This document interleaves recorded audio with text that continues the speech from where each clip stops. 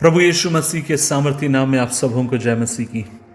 अजीज़ों, आज के मनन का भाग हमने लिया जो आपको मुझे मिलता है यिर्मयाह नबी की किताब अध्याय 15 उसकी 16वीं आयत, बुक ऑफ जरमाया चैप्टर 15 वर्स 16 लिखा है, जब तेरे वचन मेरे पास पहुंचे तब मैंने उन्हें मानो खा लिया और तेरे वचन मेरे मन के हर्ष और आनंद का कारण हुए, क्योंकि हे सेनाओं के परमेश्वर यहोवा, मैं तेरा कहलाता हूँ। अजीज़ों, क्या आप इस बात को जानते हैं कि जब आप और मैं यिर्मयाह नबी की किताब के बारे में पढ़ते हैं, एक बात आप और मैं पाते हैं और वो ये है कि यिर्मयाह नबी को एक बड़े भविष्यवक्ता के रूप में देखा गया है और यहूदी लोग उसका बड़ा सम्मान करते थे।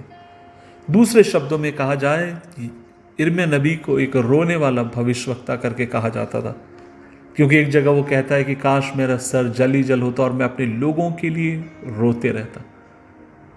आप और मैं देखते हैं कि इतना महान जबरदस्त परमेश्वर का सेवक जिसने 40 साल से अधिक भविष्यवक्ता का काम किया, प्रभु के वचन से लोगों को चेतावनी देता रहा। और आप और मैं ये भी देखते हैं कि अंत के 5 राजाओं के समय में, यहूदा के 5 राजाओं के मध्यकालीन वो अपनी सेवकाई को देता है। इतना बड़ा परमेश्वर का भक्त, महान परमेश्वर का सेवक, लेकिन इन सब के बावजूद आप और मैं देखते हैं उसके समय के लोगों ने उसकी भविष्यवाणी को तुच्छ जाना, लोगों ने उसके वचनों को सुनने इनकार किया। और यहां तक आप और मैं देखते हैं कि जब परमेश्वर का वचन उसके पास पहुंचता है, वो लोगों तक उसे पहुंचाता है, लोग उस वचन को तिरस्कृत करते हैं और कहते हैं कि हमें सुनने की जरूरत नहीं है, क्योंकि परमेश्वर का वचन उन्हें चोट पहुंचा रहा था। दूसरे शब्दों में आप और मैं देख सकते हैं यिर्मयाह नबी की किताब अध्याय 6 उसकी 10 आयत में एक चित्र वहां पर दिया गया है कि किस तरीके के यहूदा के लोग, उनका वर्ताव था। आप और हम देखते हैं परमेश्वर के वचन में लिखा है कि ऐसी परिस्थिति से होकर जाते समय, इन संघर्ष और चुनौती के बीच में, यिर्मयाह नबी कहता है एक दिन खुदा का वचन मेरे पास आया और जब तेरा वचन या तेरे वचन मेरे पास पहुंचे, मैंने मानो उन्हें खा लिया। यहां पर क्या वास्तव में वो किताब को खाने लगता है? नहीं, यहां पर इस तरीके से एक चित्र करके दिया गया, भोजन के साथ उसकी तुलना की गई। लेकिन आज मैं एक बात आपसे पूछना चाहता हूं और वो ये है, जब जीवन के कठिन दौर और समस्याओं से, चुनौतियों से आप होकर जाते हैं और आपके जीवन में नाना प्रकार की समस्याएं आती हैं, आप परमेश्वर के वचन के साथ किस तरीके से व्यवहार करते हैं? क्या प्रभु के वचन को खोजते हैं? क्या प्रभु के वचन के ऊपर विश्वास करते हैं? क्या प्रभु के वचन के ऊपर विश्वास कर ये कहते हैं कि खुदावन, में इन सब के मध्य तेरे वचन पर विश्वास कर आगे बढ़ने के लिए तैयार हूं। यिर्मयाह कहता है कि मैंने उनको खा लिया और परमेश्वर का वचन, वो कहता है कि उसे अच्छा लगा। दूसरे शब्दों में देखा जाए तो आपके मेरे आत्मिक जीवन के लिए परमेश्वर का वचन बहुत अधिक महत्वपूर्ण है। हर वचन परमेश्वर के मुख से निकलता और वो आपकी मेरी सहायता करता है प्रभु में जीवित रहने के लिए। भजन संहिता 119 उसके 103 वचन में लिखा है कि दाई आर स्वीटर देन हनी, तेरा वचन चट्टान के मधु से भी मीठा। और जब आप और मैं उस वचन को मनन करते हैं, खाते हैं, खाने का मतलब है पढ़ते हैं, मनन करते हैं, यह वचन आपको मुझे भीतर से ताकत देता ताकि परमेश्वर के राज्य के लिए आप और मैं स्थिर रहने वाले हो सके।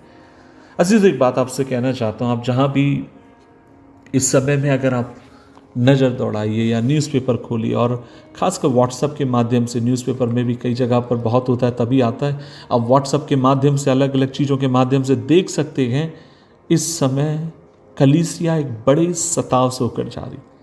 मसीह विश्वासी लोग बहुत मार खा रहे हैं, उन्हें पीटा जा रहा है। हाल में मैं एक मिशनरी के बारे में सुन रहा था, एक गांव से उन्हें पकड़ लिया गया, पति पत्नी को दोनों को डंडे से रात में बुरी तरीके से मारा और 1 बजे उन्हें पुलिस स्टेशन से छोड़ा है। ऐसी सब परिस्थिति को जब आप और मैं देखते समय, एक बात आपसे कहना चाहता हूं, इन सब में स्थिर वही रहेगा जो खुदा के वचन से प्यार करता है, जिसने परमेश्वर के वचन के ऊपर अपने विश्वास को बनाया है और जो परमेश्वर के वचन के अनुसार जीवन जीने के लिए तैयार है।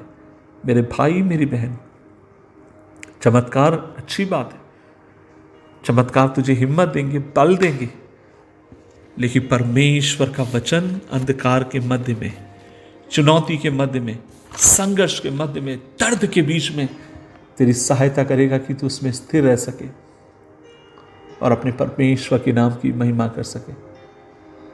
इसलिए आज आपसे कहना चाहता हूं कि आप प्रभु के वचन का तिरस्कृत ना करें, उसका अनादर ना करें।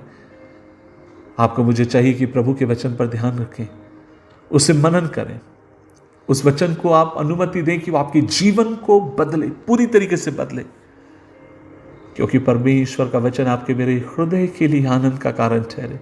मैं प्रभु का हूं और अनुग्रह प्रभु से मांगे कि प्रभु मेरे जीते जी मैं तेरे वचन को पूरी तरीके से मानना चाहता हूं। दुआ करें, प्रभु जी हमें अनुग्रह दे। संघर्ष के दौर से होकर जाते समय, चुनौती के दौर से होकर जाते समय हम तेरे वचन पर भरोसा रखें। तेरा वचन अनंत कालीन तक बना रहता है। मदद कर खुदा, यीशु मसीह के नाम से मांगते हैं। आमीन, आमीन, आमीन।